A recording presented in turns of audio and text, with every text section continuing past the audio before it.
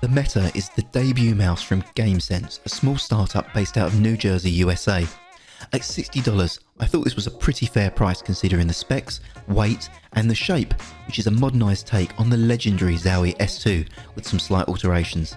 I'll be doing a full review for this mouse in a few days, covering off all the specs, a detailed breakdown of the shape in hand compared to some other mice, but today I wanted to share my first impressions out the box and after around a day's use of balance between gaming and productivity. Now the first thing that impressed me was the striking box art. I don't know if this was designed by the team in-house or by an external artist they hired, but I would love to see more of this work featured on the GameSense product and packaging. It's really distinctive and works great in either a social media post or wall display of your peripherals and parts boxes. Unboxing the mouse was relatively no frills, with only a spare set of skates and a compliment slip advising where to download the software for the mouse.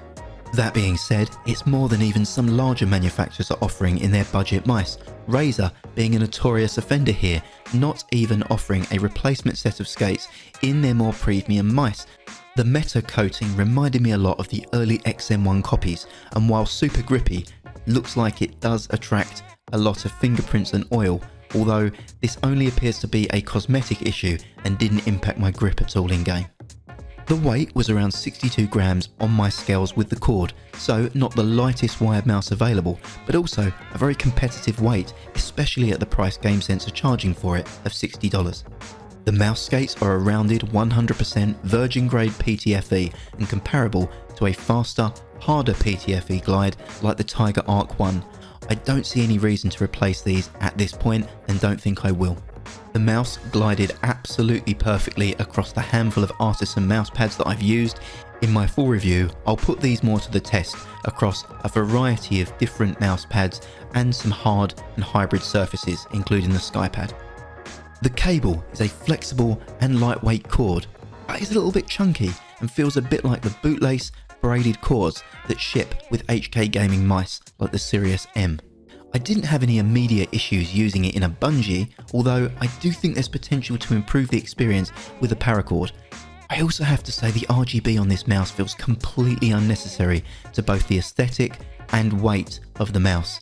I think that the subtle and elegant curves of this mouse work far better without the RGB turned on, or at the very most, just the illuminated logo. If it's possible for GameSense to remove these on future models to save either cost or weight, I think it'd be a smart decision. This mouse is targeting a more core demographic of users who, for the most part, don't seem to value RGB in their purchasing decisions, at least on any surveys or polls we've seen, and certainly RGB would not take priority over any more important feature like weight, shape or cost. It's worth pointing out there are unfortunately a couple of quality control issues that I immediately noticed when using this mouse. Whilst the solid shell means there isn't any perceptible flex or creak, the button implementation across mouse 1, 2 and 4 is unfortunately pretty poor, with significant tolerance between the click plunger and actuation switch. This creates an air gap, meaning that the mouse has a lot of perceptible rattle and has a hollow reverb sound when moving the mouse that can be felt when clicking the buttons. Here's what the rattle sounds like.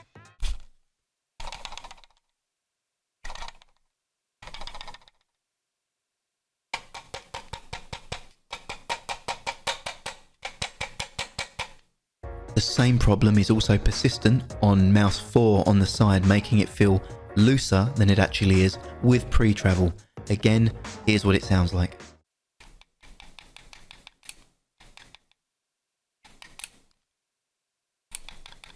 Finally, the mouse wheel has a lot of left to right play, which is felt when activated, as the wheel arm will slide in and out of the encoder when clicked or even when scrolled up and down. Now, all three of these issues are relatively minor, and I am confident that when I open up this mouse, I will be able to fix them within minutes using some well-placed 30 micron aluminium tape or spacers. This isn't a QC issue, but the mouse does ship with a 2mm lift-off distance firmware, which I knew immediately wouldn't work for me and apparently didn't work for a number of other early buyers. It's great to see that GameSense responded to this and issued a 1mm lift-off distance firmware update, which can be downloaded on their site and flashed onto the mouse, which took seconds and made the 3360 sensor a lot snappier, and the overall experience was a lot more positive. Putting aside these quality control issues and the configuration steps of downloading the firmware, initial impressions of this mouse have otherwise been an absolute treat to use. On paper, it shouldn't be anything astonishing, especially when compared to more premium offerings that I have, like the Starlight 12 or the G Pro X Superlight, but I can already feel that there's something very special about the shape that GameSense have delivered with the Meta. In game, it felt nimble and accurate. The balance of the mouse made it actually feel a lot lighter in hand than the 62-gram advertised weight. I found it so comfortable that I actually even set a couple of new AimLabs records with it after only a few hours of use, and I'm excited about what I'll be able to do with it after correcting the minor build quality problems that I have and getting more time with the mouse. I hope you enjoyed these first impressions, and if you found them useful, I'll have a full review for you covering all of this and more in the next few days, so please keep a lookout for that.